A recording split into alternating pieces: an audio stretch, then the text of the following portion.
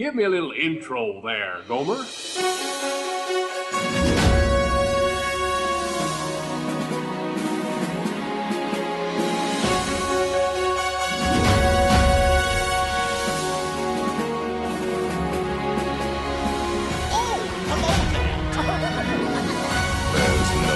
turning back now.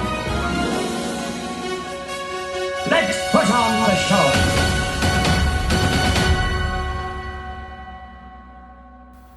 You're listening to the Station 71 podcast. My name is Mario, and this week I'm joined by my co-hosts, Beth and Brian.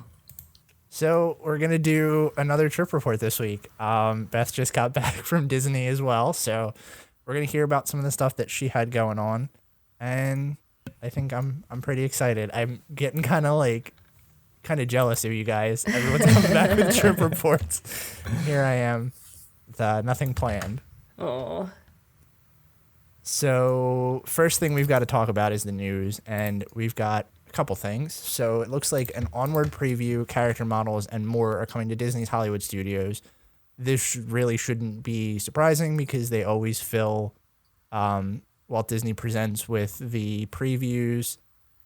I don't know. No matter what, I just can't bring myself to be excited about Onward. I feel like it looks cute. The character design is just what bugs me. Just doesn't look it definitely doesn't feel Pixar-y Disney to me. Yeah, we've been saying that a lot, that it feels more Pixar than it does Disney, and I don't know. No matter what, I look at it and I can't get myself excited for it. I'll see it. I don't know if I'll see it in theaters, but I don't know. I'll definitely see it in theaters. I mean, I love Chris Pratt and Tom Holland, so I have faith that at least they'll, make it worth seeing. But yeah, I'm not super excited about it like I feel like I normally would be for a new animated movie. Yeah. So if this speaks to my lack of excitement for this movie, it comes out March 6th.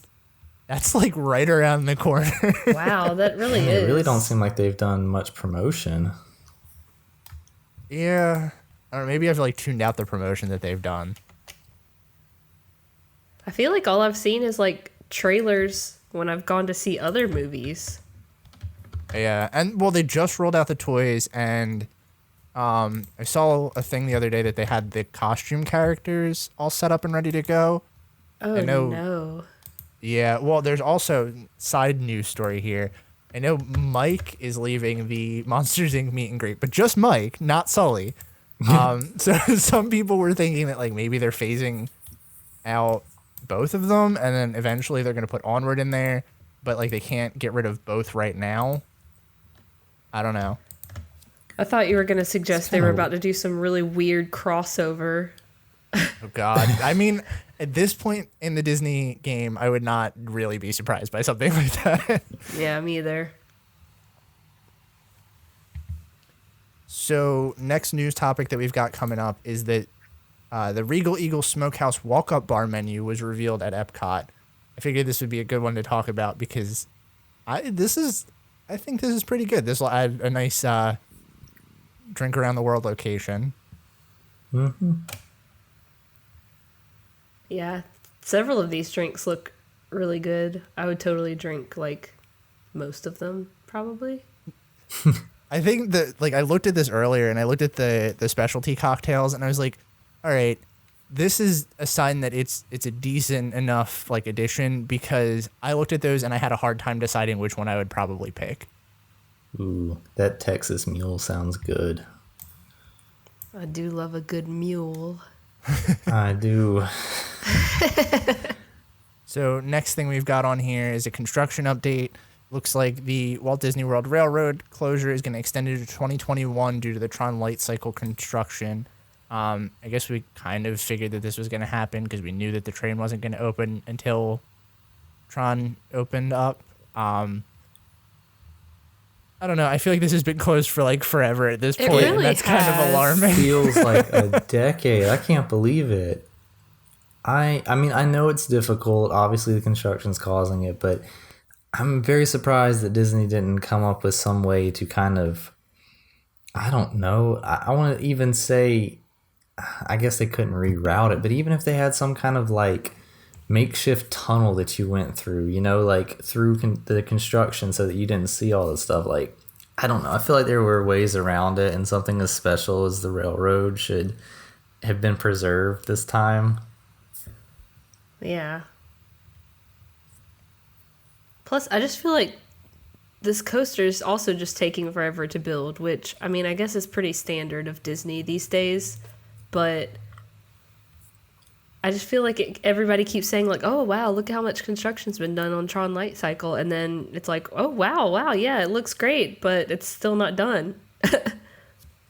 I feel like that's coming from the people that don't see it, like, frequently, because, man, I mean, it's really been disrupting things for a while. Like, even with Space Mountain and everything, like, I don't know. I am very surprised that, one, it has taken this long, and two, that they have done so very little to cover up the construction. Yeah. I feel like that's a theme lately, them not really trying to cover construction. It all started, I think, with Disney Quest, how gross that looked on the outside, and they didn't care at all.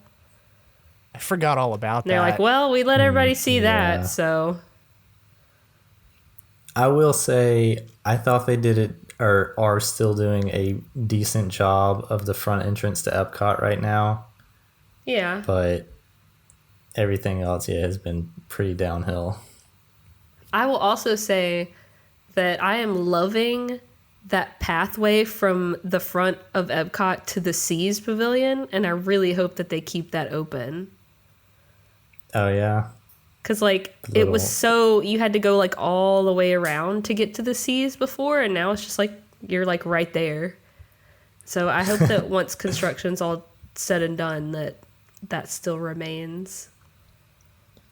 Oh, man. That reminds me, I was there this weekend, and it was the funniest thing. Like, we walked in, and Beth, I guess you went there recently, so you know that, like, the main walkway to, go down the bridge to the entrance of World Showcase was kind of like rerouted around, so you don't walk straight through Future World anymore. Well, so when we were there this weekend, we were like walking by, and some woman was like obviously very flustered about like trying to find her way around, and she goes, I can't believe this, and she's like, I'm just gonna leave. I can't believe that they shut down World Showcase for this construction.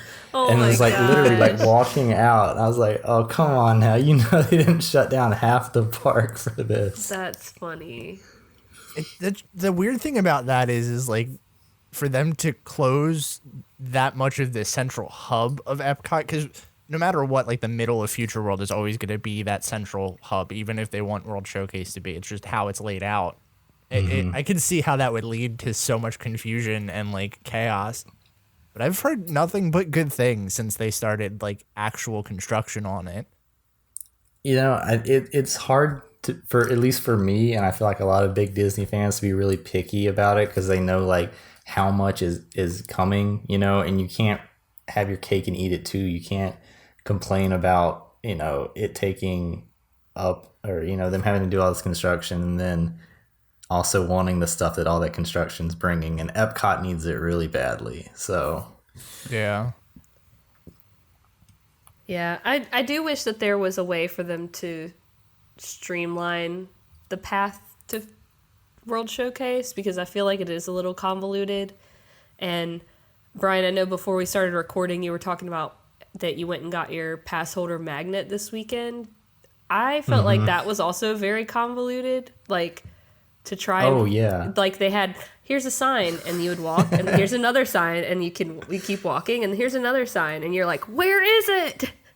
I know, it was funny. I was like, it feels like I'm getting tricked into going down this back alley and somebody's gonna mug me. Right. And then it finally took you into the little like back entrance into the new mouse gear. So yeah, that was a little strange. It was bizarre. I was like, we went to Epcot a couple of days on the trip, and the first day we were there, we were just like, I'm not even gonna try anymore. We'll just come back, because we were like tired of looking.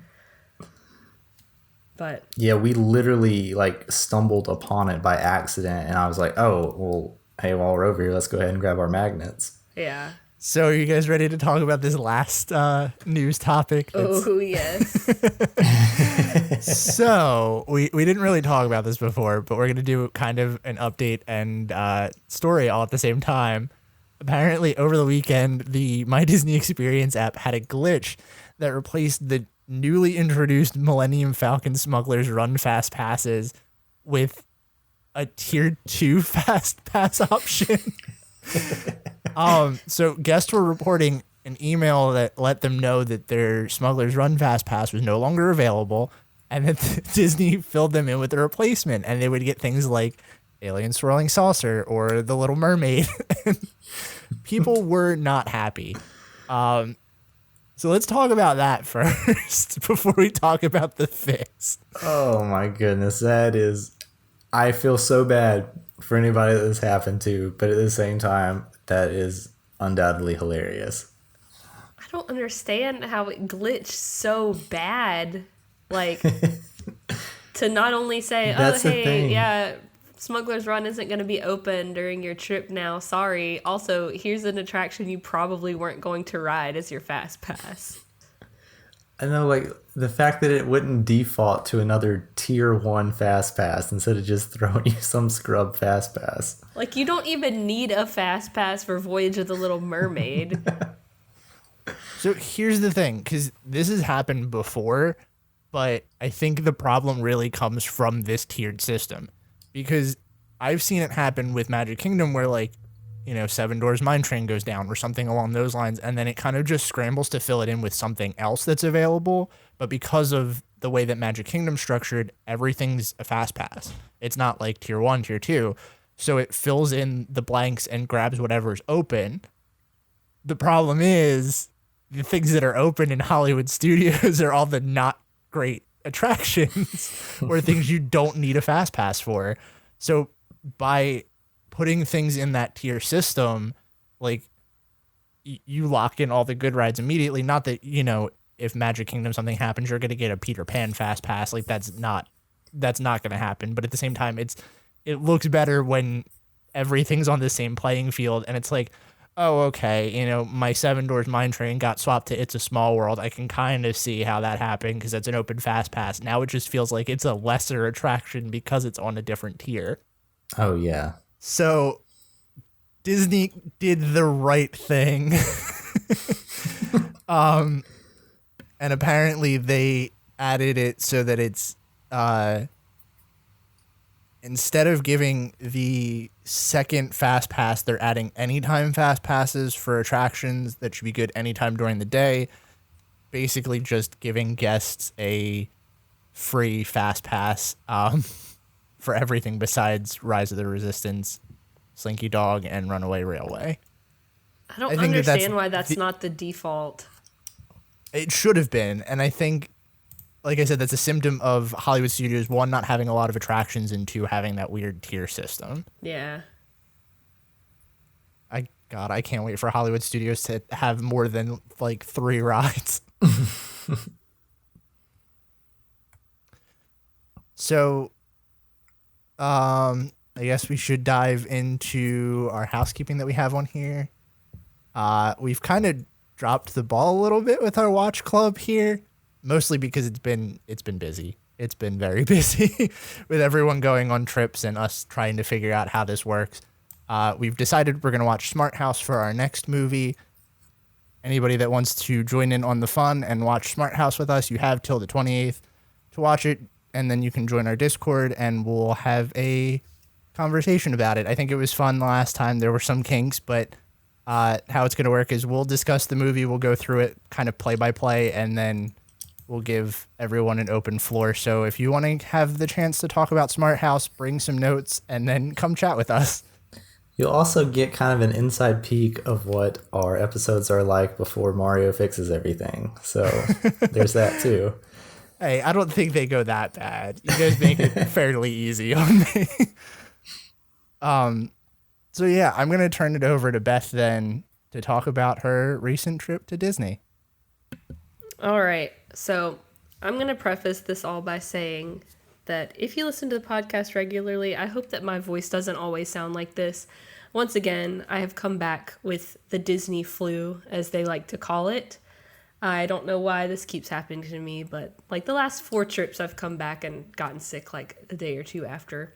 So super fun. I might have to pause periodically to sniffle and such, just forewarning.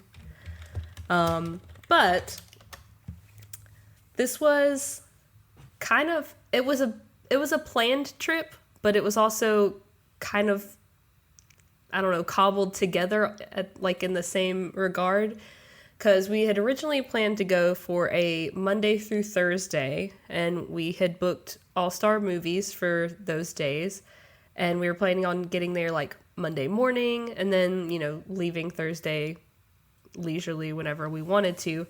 But my friend Caleb that I went on this trip with got a couple of extra days off of work, and we decided to be really irresponsible and go 2 days early. So luckily, my best friend living in the Orlando area, we had a place to stay on Saturday night, ended up getting another room for All-Star Movies on Sunday night. So we ended up staying on property Sunday through Thursday morning. But so my friend Caleb that I went with lives in Tennessee, and his trip is normally about a 10.5-hour drive. My trip from South Carolina, on the other hand, is usually 6.5, 7 hours. I don't really know where his math was with this, but he figured out that it was going to be not that much longer to drive to me in South Carolina and then us ride down together, which I was totally fine with because he likes to drive and I hate driving, and, you know, road trips are always more fun when you're not by yourself. Because my boyfriend, unfortunately, could not go on this trip. So I was going to drive by myself. But luckily, this all ended up working out. So Caleb got off of work at like 5 p.m. and drove straight to my place in South Carolina. And then we left South Carolina at like midnight. So we, with our stops and stuff, we ended up getting into the Orlando area about 8 in the morning. And instead of, like I said, there's a theme here of irresponsibility. Instead of doing the rational thing and going to my best friend Joshua's place and, you know, taking a nap and chilling out, we're like, you want to just go directly to the parks? And we're like, okay, yeah, let's do it. So we went directly to Disney Springs because we had coolers in the car. We wanted to be able to park our car in the shade. So we went to the parking garage. And by the time we all got situated, we went to the bus stop and took a bus from Disney Springs to Animal Kingdom Lodge. Actually, it was a little pit stop because Caleb had never seen it before, and I wanted to show it to him because it's like the most beautiful resort, or one of the most beautiful ones in my opinion. But from there, we went to Magic Kingdom and just kind of, oh, you know what? Let me rewind. I'm not sure how well this story is going to, I don't know, translate, but it was a super funny, interesting part of our story.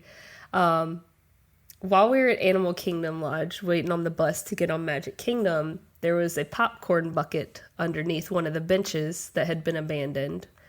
Just this random Star Wars popcorn bucket, and I jokingly said, hey, you should grab that popcorn bucket. We'll like wash it out, and then we'll get like $1.50 refills on popcorn, basically for free.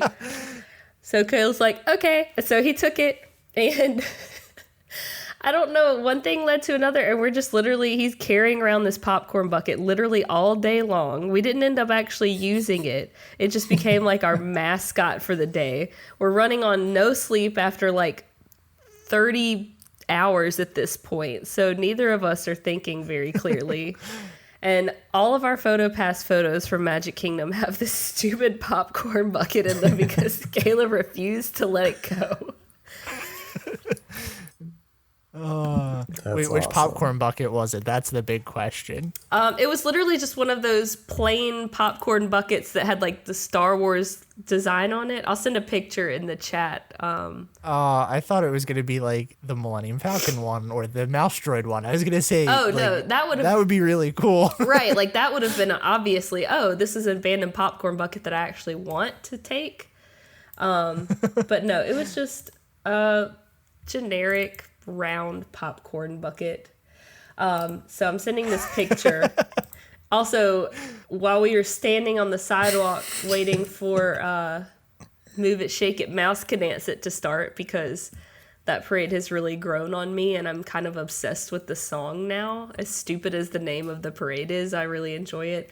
We were waiting for it to start and there was a photographer standing in front of Casey's, which was where we were standing, and we're like, hey, let's get a picture with this stupid popcorn bucket. So we literally asked this guy if he would take this picture of us with the like baseball dude outside of Casey's with this popcorn bucket. Oh my god. Also, That's great. I love how it's like it's not one of the ones that has the lanyard either. yeah, he literally just has to carry it around. So anyway, we watched through Move It, Shake It. It was really fun because one of my friends is a entertainment leader at Magic Kingdom, so we got to see her, and we were doing a little street dance party with her. It was fun, and we decided before we were gonna leave, we're like, let's go ride Carousel of Progress, because I haven't done that in a while.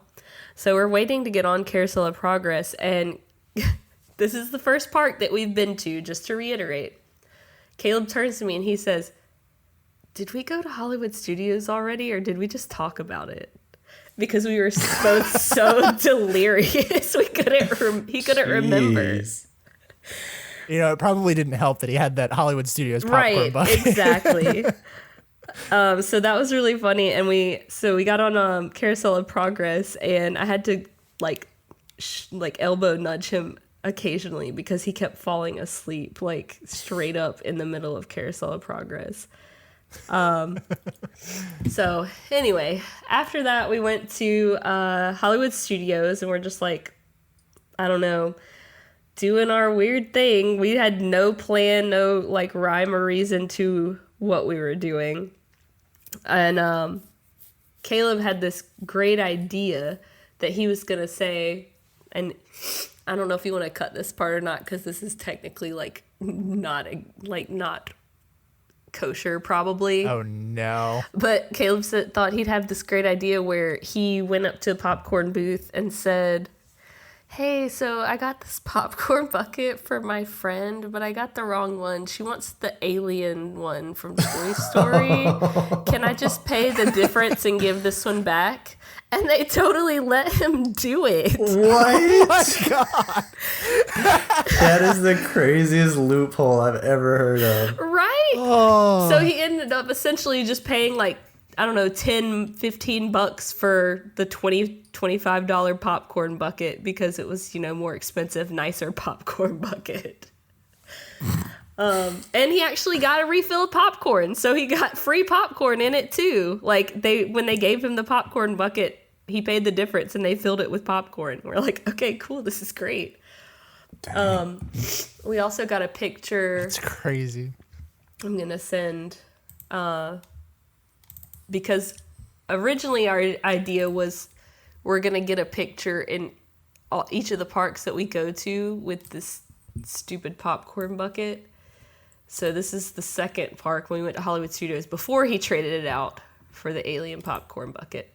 So Muppet Vision obviously is under refurbishment right now, and we were really sad, but there happened to be a PhotoPass photographer nearby, so we decided to get that photo. Also, I know I'm really bouncing back and forth here, but I just want you guys to know that I tried really, really hard not to get sick on this trip, and it still didn't work. Like, I used hand sanitizer every time I touched like the fingerprint scanner, every time I touched a railing, every time I got off of a ride, like washed my hands before I ate, like really tried not to touch my face or anything if I knew my hands were dirty, and I still got sick. And I will tell you, this is the reason I'm convinced why. Because after The we went to popcorn Hollywood, bucket. the popcorn bucket probably didn't help. You're right. But I think the true heart of the problem was when we decided after Hollywood Studios that we were going to go to Epcot. We went to get on the seas with Nemo and friends because, we wanted to go see the aquarium, and that's the only way you can get in is by riding the ride. It continues. I have to stop you because I love that everybody is consistently making fun of me for this. Like the fact that it happened again in our Discord last night. Someone mentioned walking into the Seas Pavilion. That's like your Station 71 bingo thing now, Mario. You know what's funny? Like, I thought about this last night too. We had that whole thing the one day where Kirsten called Brian a big old dumbass, and we laughed about it because nobody knew the context, and it was off air. Mine was on air, and I think that got me in more trouble because I don't remember why Brian was called a big old dumbass. Oh my gosh. Oh, I remember why, but I don't need to tell y'all. And Brian's like, I don't want to have that held over my head constantly. It's fine. I wear my Finding Nemo shame with like a badge of honor. So anyway, we got on the seas with Nemo and friends, and while we were in the queue, there was this little girl and her family behind us, and she was like old enough to know better. I'm talking like maybe 8-ish years old. Coughing all over the place, not covering her mouth, not even attempting to turn or cover her mouth. And me and Caleb just kept looking at her like, what the heck, dude? Like, were you raised in a barn? We're like, oh my God, I'm about to get coronavirus from this little girl because she's coughing all over us. And I think it was kind of unavoidable too because like I know a lot of people that were in the parks this last like week or so. Yeah. And 90% of them came home sick. yeah, Oh, and I don't even want to know how many victims that Winnie the Pooh wall claimed this week. Oh God. Ugh, I don't even want to think about it. But anyway, so the whole time we're in the queue, this girl is coughing everywhere. We're trying really hard to stay away from her, but she's directly behind us, so there's only so much we can do. And then we get on the ride, and of course, she's by herself in the little shell next to us, coughing all over the place, and we're just trying to like lean away from her. And then at the end of the ride, she's like, towards the end, she's like reaching her hands out, trying to touch stuff, like standing up inside of the shell. And I felt like this is like the most like, let me speak to a manager feeling I've ever had in my life. I leaned over and I said, you need to sit down. Like, I was very stern with her. I was like, where are your parents? Why aren't your parents teaching you better than this?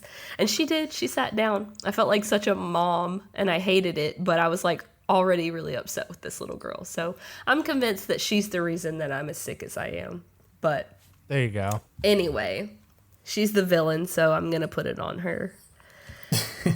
So anyway, we hung out at Epcot for a little bit, did some PhotoPass stuff, and then we went back to my friend's house and promptly passed out after a total of 38 hours without sleep. That is absolutely crazy. I feel like I couldn't do that, but if I were somewhere that I would want to do that, it would probably be Disney, and that also sounds like the worst idea at the same time. Yeah, and I mean, honestly, I don't think I could have done it if I were anywhere else, because I feel like my brain gets into a different mindset when I'm at Disney, where I'm just like, go, go, go, do, do, do. Anyway, so Sunday we decided to lay it back, like kind of be low key. Just went to Animal Kingdom and rode Flight of Passage because we were lucky enough to have fast passes, and just hung around for a little bit. And that's literally all we did. We went back to the resort and we were like, had this crazy idea, instead of paying, $25 for a mediocre cheese pizza from the All-Star Movies food court, that we were going to have Papa John's deliver it to us. So we ordered 2 large pizzas from Papa John's, and we literally sat in the food court and ate it in front of everybody. And I was like, I feel so shameful right now, but it's just like, it's so much better pizza, in my opinion, for like half the price, pretty much. Yeah. So anyway, Sunday was low key. Monday, we decided to go back to Epcot because we didn't spend a whole lot of time there. Oh, you know what? Actually, before we went to Epcot, I believe, was neither of us are big sports fans, but when we heard that there was going to be the Super Bowl parade at Magic Kingdom, we were like, I mean, hey, like, we're here. Why not? Let's do it. So we went, and That sounds like the worst idea. I'm so sorry. no, I mean, it was super duper crowded, and literally everybody was wearing like the sports team, whichever one of them it was, memorabilia. Go sports ball. He's like, it's like the football Olympics or something going on this weekend, right? Is what Caleb said to me. It was the Kansas City Chiefs. There you go. Is that right? Okay, Yeah. cool. Yay! I did it. So we watched that parade, and it was really cool, just kind of getting to see something that I had never seen before, and everybody was really excited, and the MVP guy was on the float. Mahomes. Man, look at you. I only know because his Patrick name was on the Mahomes. backs of like everybody's jerseys. And also Caleb had a friend that met us there and said he was like actually a football fan, but he didn't want to stay for the parade for some reason. He's like, if you see Kermit Mahomes, then take a picture. And we're like, Kermit? And he's like, oh, that's just his nickname. And so I was like, I actually don't know the guy's real first name. That's all I know. But the parade was really cute. Mickey and Minnie and Goofy were all on the floats in sports uniforms, although, again, not a big sports person, but they definitely look like baseball uniforms, not football uniforms to me. I saw the picture and you're absolutely right. I thought that was kind of weird. Okay, Yeah. good. I was like, I'm not a big sports ball person, but these uniforms don't look like they match. So after we did the Super Bowl parade, we went to Epcot and did some more Festival of the Arts food and stuff, because that was like the main reason behind taking this trip at this time. And we failed an attempt at a monorail bar crawl after we left Epcot because we had reservations at Ohana. But we did go to the Enchanted Rose at the Grand Flow before Ohana, and I really liked it. It fit the theming a lot better than I was expecting. Beauty and the Beast to fit the Grand Floridian. Drinks were good, and it was really like classy and nice looking. So I would definitely recommend it if you're looking for a little upscale drink excursion. But after that, we went to Ohana, which was like one of Caleb's must-dos on our trip because he has been to Ohana several times and I never had. And Wait, you've never been to Ohana? no, I had never been to Ohana. So he's like, we gotta go to Ohana. Oh my God. Wait, hold on.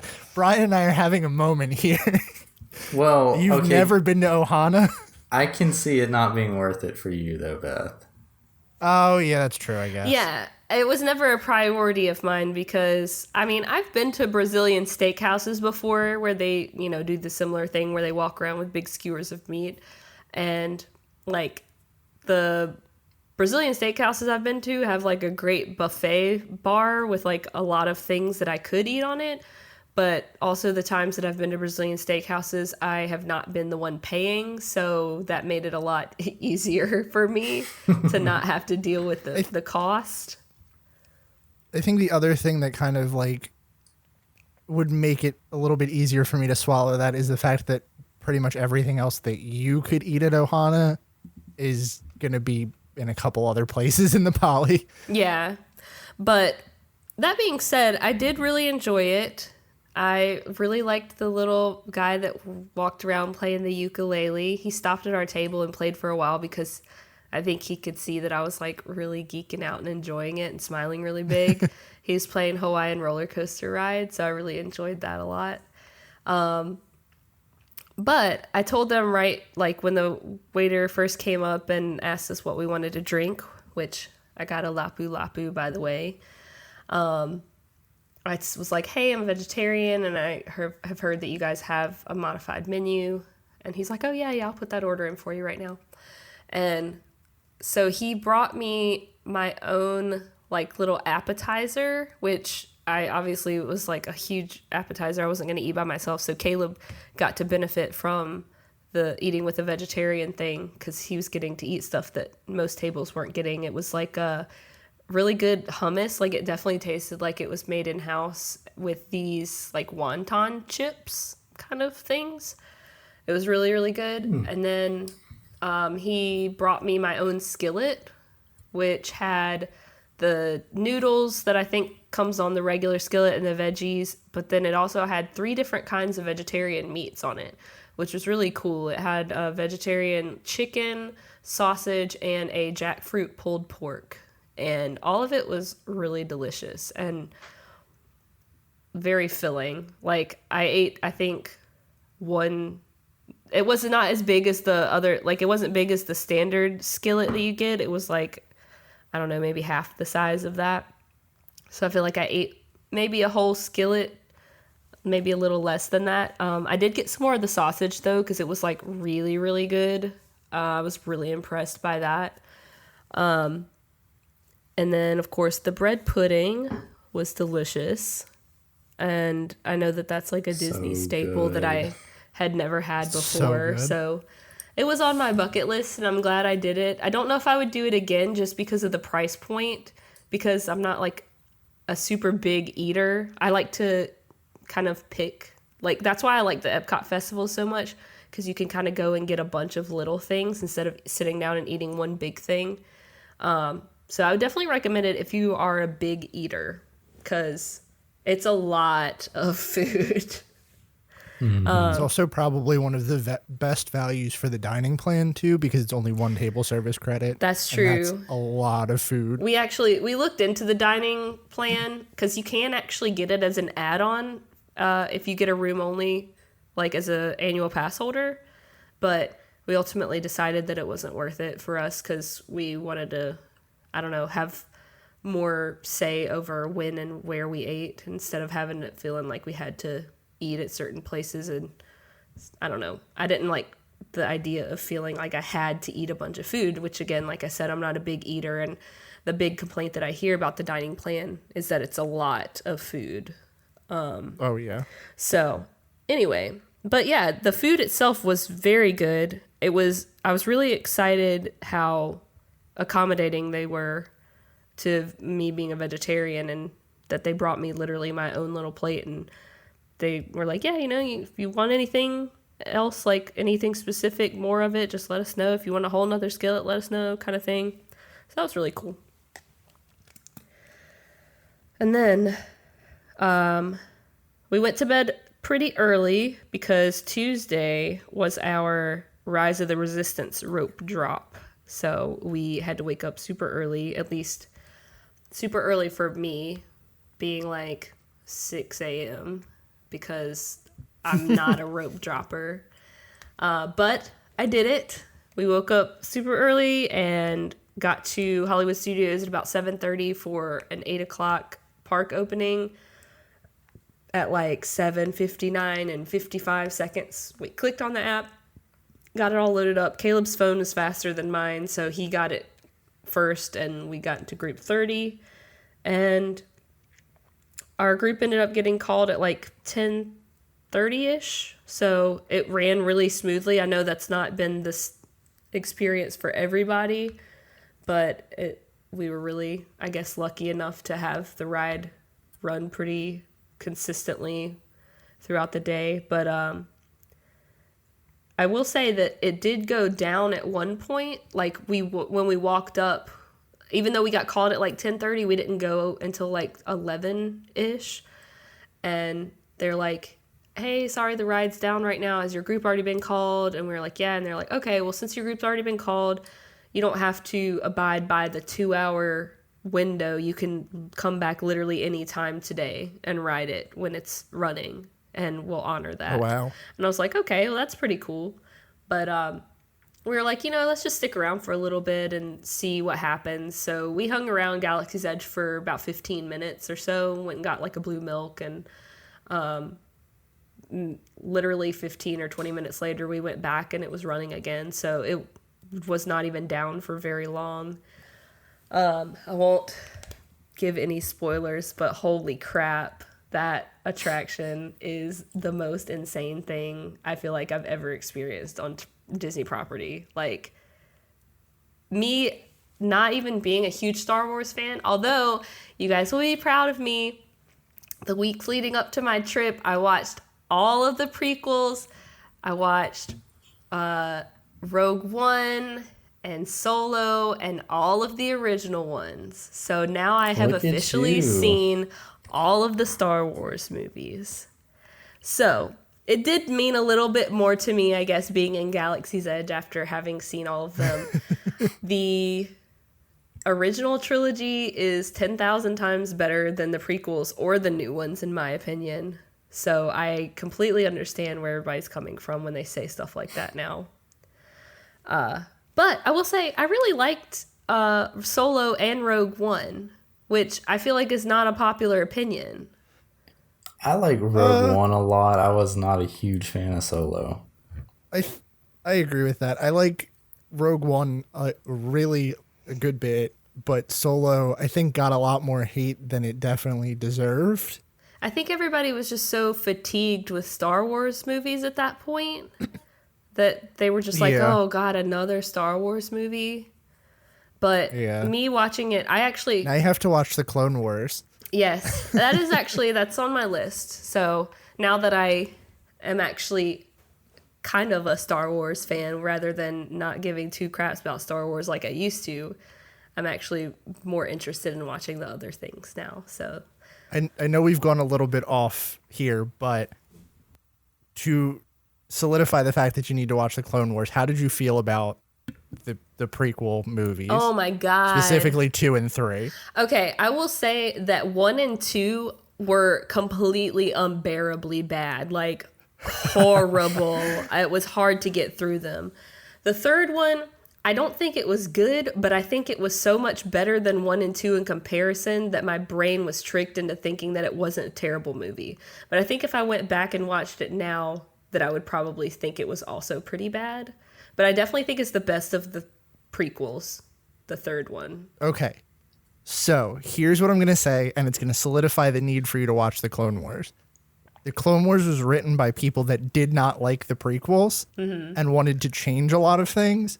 So they get a lot of things right where the prequels got a lot of things wrong. It fixes a lot of the dialogue, and I guess it gives a lot more of a compelling reason for Anakin. Okay. If you like the third one, season 7's about to come out. I believe. I'm not caught up on my rewatch, so I've been trying to avoid the release date, but I believe it comes out this week, and it's going to basically pick up in episode 3. Okay. I'll have to check that out then. I also, I don't know if Laz has watched all of it, but he definitely told me that there is a lot more backstory to certain characters in it, like the spider guy, Grievous, General Grievous. He's kind of a There's spider. a lot of characters that it adds up. He's kind of a spider. He's got lots of legs. He's a cyborg. Yeah. Whatever. A cyborg. There's a lot of characters spider. that it gives more for. But yeah, I don't know. I feel like. Oh, and can I also say, I really want to see an original cut of the episodes 4, 5, and 6, because the ones I watched, and I feel like the only ones you can really get your hands on these days are the ones that George Lucas went back and did all those weird edits to. And I did not appreciate that at all. Yeah. Like, they're available online, or at least you can look in. There's a bunch of the like side by side scene comparisons on YouTube. Those are really interesting to go through and watch. I've watched. So I think we should do an entire. We should do an entire post-show discussion about Star Wars because I want to pick your brain a little bit about this. Okay, cool. But I also want to hear about the rest of your trip. All right, cool. Then we'll save it for post-show. Sign up for our Patreon if you want to hear about it. So anyway, back to Hollywood Studios. In between when we got our boarding group at 8 a.m. and our 11:15-ish a.m. ride time, we went to Woody's Lunchbox and got quote-unquote breakfast, which they have a special breakfast menu, but you can also get a grilled cheese. Just so you know, it's not on the breakfast menu, but you can still get it. And also, fun fact, you can get alcohol as soon as the park opens there. So yes, I did get a grown-ups lemonade, and it was delicious. I was like, I did not wake up this early to not start drinking immediately. We also did Voyage of the Little Mermaid because I hadn't done that in a while, and I feel like its days are numbered, and I wanted to see if it was truly as bad as I remembered. It wasn't as bad as I remembered, I will say. It wasn't amazing. The film footage is absolute garbage, and that's one of the reasons I think its days are numbered, is because that I feel like would be a pretty easy thing for them to update, and they haven't. But yeah, and then we also did Lightning McQueen's Racing Academy. Have either of you guys done that? I have not. So it was actually really cute. I'm not a huge fan of the Cars franchise. I've only seen the first one. But I didn't dislike it by any means. But I hadn't done it, and it was something I was like, let's do it because neither of us had done it. It was really cute. The animatronic was really cool of Lightning McQueen. But I will say, as a warning to people like me who get weird types of motion sickness, that I had to look at the ground for a lot of it because it has this big, like, panoramic screen that you do, like, a racing simulator. And so he's, like, driving on this fake course or whatever. And it made me, like, really sick to my stomach, which I thought was really weird. But anyway, if you get a weird kind of motion sickness like me, just beware of that. So yes, Rise of the Resistance. After all of us have ridden it, I really want to do like a little sideshow where we all talk about it, because I just feel like I want to talk about it so bad, but I don't want to ruin it for anybody. So I've been like only talking to it, like to people who have already ridden it, which is not many people that I know. It's gonna be a while for me, but I don't care about spoilers. But I mean, honestly, I feel like someone could tell you like play by play of what happens, and it would still be amazing. Like my jaw was hanging open the whole time, and like it was just, I don't know, the most immersive experience that Disney has ever done, in my opinion. Like I still love Flight of Passage, don't get me wrong. I really like, and I know we talked about this a little bit in the Facebook chat, that they're really not even comparable. I have seen a lot of people online saying, oh, Rise of the Resistance is even better than Flight of Passage, but it's really like apples and oranges. You can't compare the two because they're so different.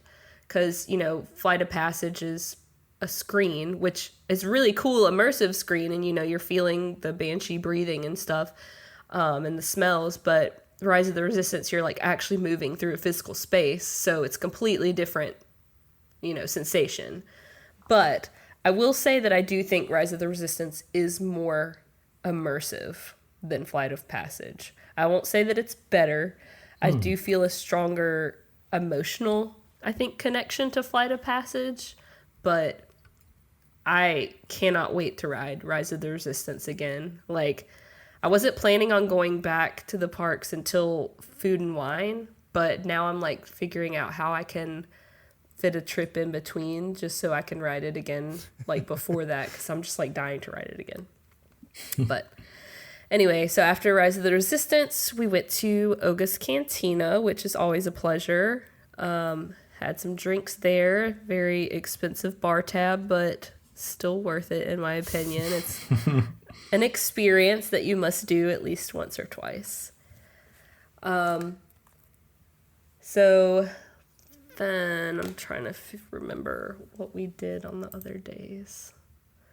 I have a little outline here. Okay. I don't think you've to track back a little bit, I don't think you've mentioned your Oga's Cantina's recommendations on the show yet. Oh, okay. Well, I would definitely recommend getting the Fuzzy Tauntaun just once. It's not like the most amazing drink, but the foam on top that makes your lips feel like they're falling asleep is really cool. And I feel like it's a thing that you should at least try once. It's not something I feel like I would get every single time, but as far as taste goes, I'm trying to remember the name of this drink that I got. Let me look up the menu real quick because it was really good. We actually... Do you know what the Fuzzy Tauntaun's taste is? Because all I've heard about is the foam. It's like orange-ish, I think. Like... Interesting. Let me... It is... Oh, okay. It's peach vodka, peach schnapps, simply orange with tangerine, cane sugar, and buzz button tingling foam is the official description. So yeah, just like kind of citrusy, but that's not why you get it. It's a fine drink, don't get me wrong, but it's about the foam. It's the experience, I think. I also had the... Let's see... This is what I had that was really good. The T16 Skyhopper. I think that's my favorite taste-wise drink that I've had. It's vodka, melon liqueur, kiwi, and half. And then they garnish it with a like freeze-dried kiwi or like a dried kiwi slice. And it's really tasty if you like melony kind of drinks. I also had... the Jedi Mind Trick, which was fine. It was bitter, so if you're not like a sweet alcohol drinker like I am, you'd probably like it a lot more. It's grapefruit and rose vodka, blue curacao, grape juice, lime juice, and grapefruit bitters, which I think if they left the bitters out, I would have liked it a lot more. And then I had the Rodian. Is that how you say it? Rodian. It's a Star Wars word, I'm assuming. Yeah, I'm not going to be able to help you out with that one. Okay. Yeah. Rodian Ration is how I'm going to go with it, which is the alcoholic version of the Oga's Obsession, which is the basically big Jell-O shot in a petri dish. And it was really good. I would definitely recommend that as well because it's like kind of a snack and a drink all in one because it's, like I said, a Jell-O shot basically. But it has like Pop Rocks and like bursting boba balls in it and something else like some sort of dried fruit or something. And the bartender, when he gave it to me, he's like, make sure your first bite has all of the things in it, like a little bit of each thing. And so I did, and it was like a really weird sensation in my mouth. Again, more of an experience drink than a taste good drink, although it didn't taste bad by any means. So I would definitely, as far as taste goes, like I said, T16 Skyhopper was my favorite, but experience-wise, Fuzzy Tauntaun and Rodian Ration. I really want to try the little trail mix that they have there, but I'm not willing to pay $11 for it because it's literally trail mix. But I've heard good things about it, and the people beside us got it, and it looked good. But anyway, somebody out there, if you've had it, let me know. All right. So Wednesday was our last full day, and we went to Epcot again, I believe. Yes, we did. Just because we wanted to try even more foods and stuff from the festival. Everything that we had at the festival, I think, was really good. I would especially recommend the creme de brie at the France Pavilion kiosk. It's like a bread bowl with melted brie and cream, I guess. It's not super tart like brie is, but it still does have some tartness. It's really delicious. And I also had that panna cotta that's really Instagram worthy, that's like a rose shaped. And it's actually not only Really Instagram-worthy. not only Instagram worthy though, it is very tasty if you like the taste of rose. Like it was like rose and pistachio and something else, but it was really good. So after Epcot, I was very insistent. Oh God, I just had a flashback. I got to go back to Epcot for a second before I leave. Me and Caleb really wanted the souvenir sake cups from the Japan Pavilion kiosk. And whoo, boy, that was a struggle. It's this cute little wooden box, and they take a Sharpie and they write your name in Japanese on it on one side, at least for me, and then on the other side they wrote in Japanese thank you and the date. So it's a really cool souvenir. I think it was $12.50, and you get a full cup of sake in it, like not a huge cup, but like enough. I feel like it's a really good value, especially for the souvenir factor. But I'm not a sake drinker, and it was a struggle to drink not only something that did not taste amazing, but also out of a square mug, because I was spilling it all over the place. So can't say I would recommend that unless you really want the souvenir cup like I did. But anyway, now that I've gotten that off my chest, I convinced Caleb that we had to go see Yeehaw Bob after we left Epcot because he had never seen him before. So we went to River Roost and sat there for a couple of hours and had a really good time. Of course, Yeehaw Bob is always a pleasure. We got there kind of late, so we only got to watch him perform for maybe an hour. We ordered some drinks and food while we were, watching. And he, closed the show while we were sitting there. And it was really cute. This girl, 20-something-year-old girl, I guess she was a musician as well, walked up and started talking to him after, while he was packing everything up and stuff.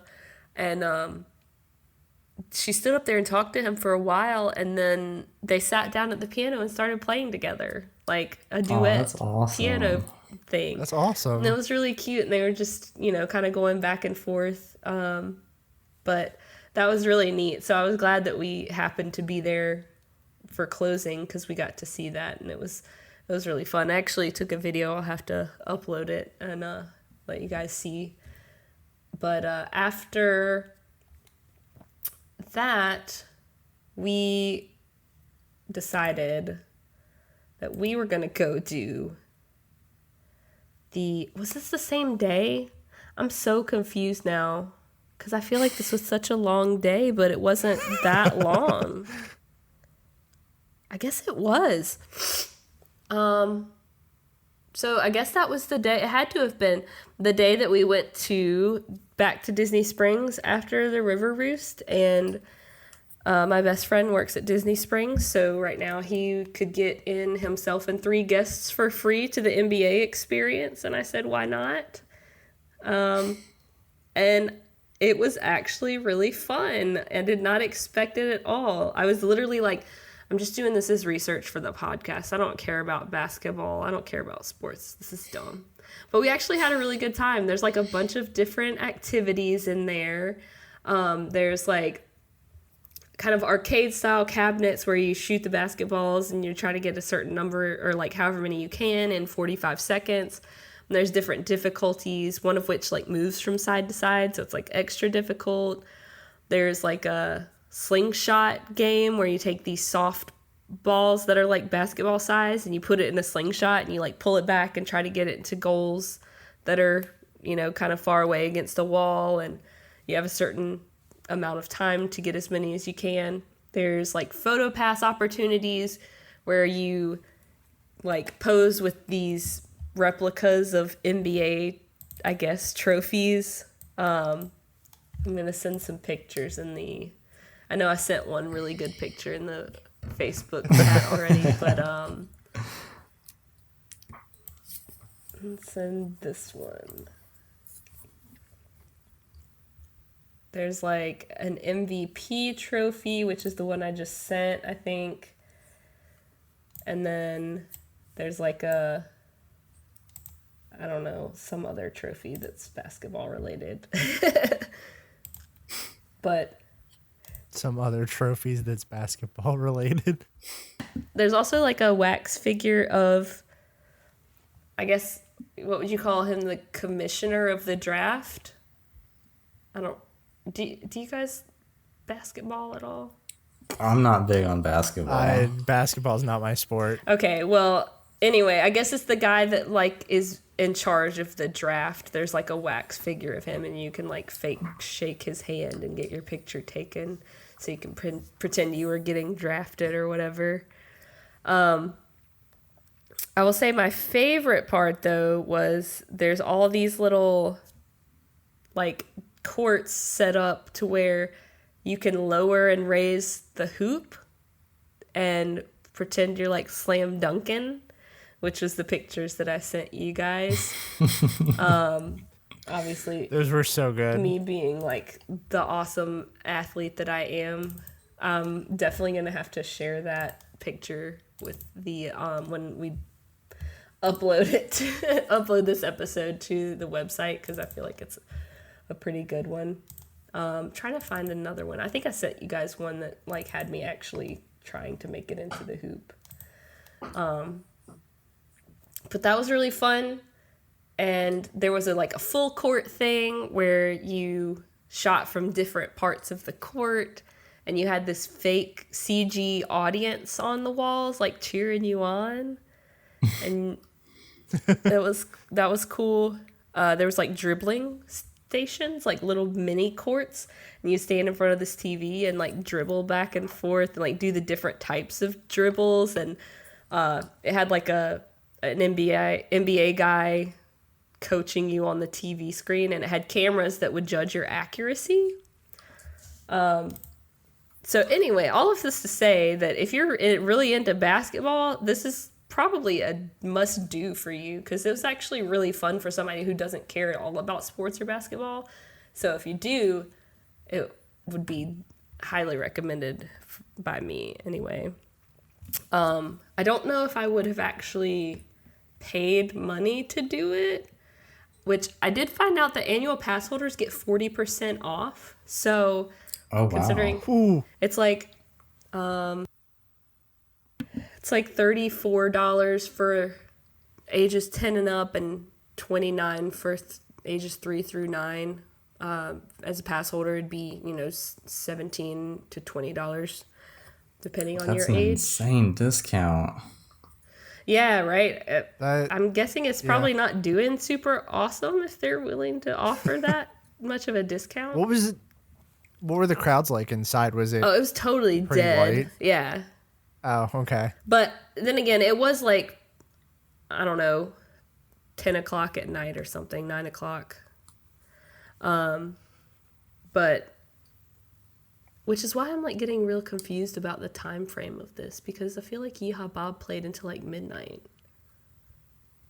Maybe it was a different He does day. take breaks too, so it could have been. Maybe these were different days. It was a very like sleepless, delusional trip. So these very well could have been different days that we did these two things. But yeah, so I would say that even if you're not really huge on basketball, if you just want something fun, kind of outside the box to do, I think it's a pretty, especially as an annual pass holder, it's not a terrible value, because you could literally go in at like noon when it opens and come and go as you please until 11 or so when it closes for the same price. Like, it's a whole day that you can use these. I don't know if you definitely couldn't spend a whole day there, but if you like did some and then you left and you came back and periodically, I will say that we were super exhausted by the end of it. So if your kids need to burn off some energy, this is a really good place to take them. We are not athletic, so we might not have been so exhausted if we were. Trying to remember. There's a bunch of stuff that we didn't do. There's like trivia and like a section where you could be a referee and make calls on plays or whatever. I don't really know. That didn't interest me because I wouldn't have been able to make calls or whatever. I don't know how to do that. I'm trying to remember the other stuff because it felt like a lot to do, really. Oh yeah, there was this when we first started, you like made a user profile and you like picked a username on like a mix and match system of different basketball related words. So mine was dunk maker. Oh, no. And you picked like a professional team that you would be a part of. So since I'm from the Carolinas, I picked the Charlotte Hornets. And the first station that we did was like, I don't know, the getting to know your stats station, I guess. And it measured, like it had cameras that measured your wingspan, I think is what they called it, where you like stretched your arms out to see how wide, like your reach just standing and like your reach jumping and these different stats about you. And then it showed like popular or like records of NBA players, like by comparison. I was like, holy crap, these dudes are huge.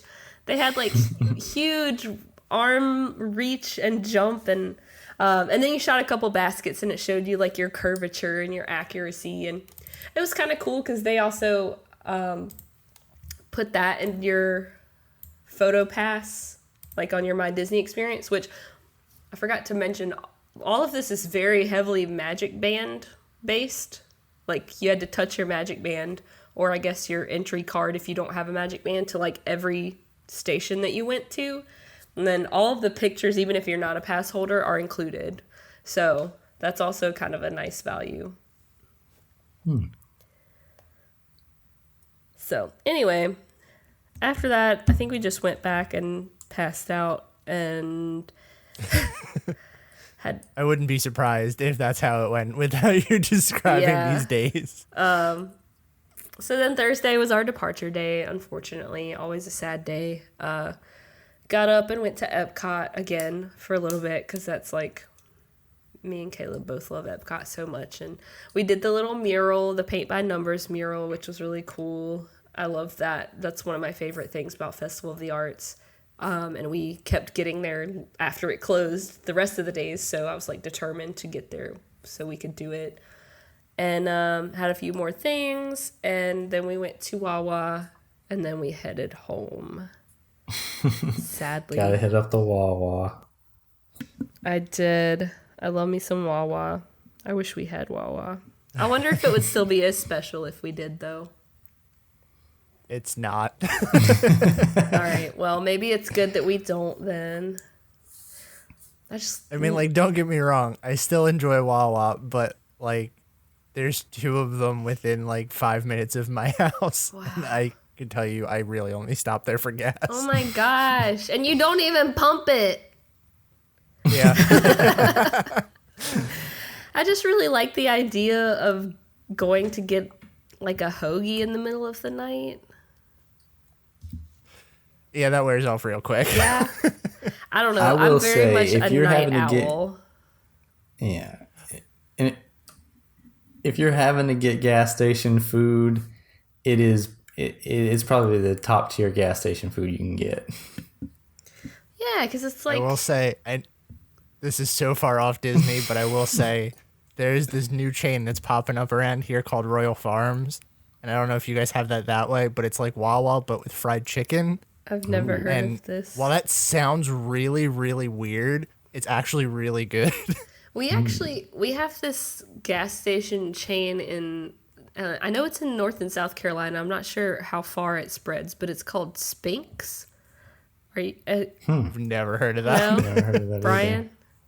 I didn't know if No. maybe it went into Georgia, but a lot of them, not all of them, but a lot of them have like a little, I don't know, hot station where they have fried chicken and chicken tenders and stuff like that. Laz really likes their chicken, so I gotta say, adding fried chicken to a Wawa for your comparison is not a make or break for me personally, since I don't eat that. Yeah, I mean, they have fried chicken and French fries, which is not entirely what I...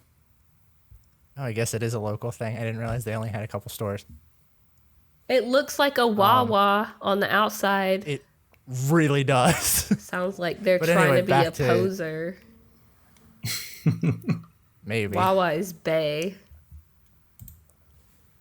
Yeah, but they have a fried chicken sandwich on Texas toast. Ooh. Cannot get that at Wawa. Can you get mac and cheese? Actually, I think you can. Not as good as Wawa's But Wawa mac and garlic cheese aioli is like mac significantly and better. cheese. I do love Wawa's mac and cheese. Anyway. So, highlight of your trip, what would you say? Definitely Rise of the Resistance. I'm just still so blown away by it. I dream about it. It was just so cool. But other than that, I'm so yeehaw excited bob. to do it. I cannot wait till I can get down there to actually do it. I just hope that they get a hold on this, like, the breakdowns and stuff, because luckily my experience was like perfectly smooth, aside from them, shutting down for like 15 minutes, which was a very mild setback. But like, I've been hearing so many stories about people getting evacuated like in the middle of the ride, or like only getting to go halfway. Because I mean, I don't know how much of it you guys have looked into, but it's, like I said, more so an immersive experience than just strictly an attraction. And so Yeah. a lot of the attraction, quote unquote attraction itself, feels like pre-show, but it's like adding to the immersion, and it's really cool. But I've heard of people that like didn't even get to the attraction part and had to leave, or like had to walk off of the attraction part and stuff. And I'm like, oh man, I feel like my experience could have been very different if that were the case for me. I've heard that too. It sounds like the attractions got like breakpoints that they can kind of funnel people through if things don't work, which is cool in theory. But if you're only getting to ride it once, then I can see that being a major issue. Yeah. I can't wait till we can actually do a spoiler Rise of the Resistance episode. I feel like at that point, I'll be able to actually like pick your brains about stuff too. So Yeah. that'll be fun. When do you think you're going to get to go do it, Brian? Or do you just I'm gonna. not? I don't know. Well, it's harder for you because being local, that's Yeah. getting up and having to drive. So I don't know. We might maybe try to sneak in a weekend trip or something and get some fast passes for it. There you go. So, anything else you guys want to talk about before we wrap this week up? I think that's it for me. And that's going to do it for us this week. Thanks for joining us again on another episode of the Station 71 podcast. If you like what you heard, be sure to subscribe to us on iTunes or wherever you get your podcasts from. If you want to get in touch with us, you can send us an email at station71podcast@gmail.com or find us online at www.station71podcast. We hope you enjoyed your ride, and we'll see you real soon.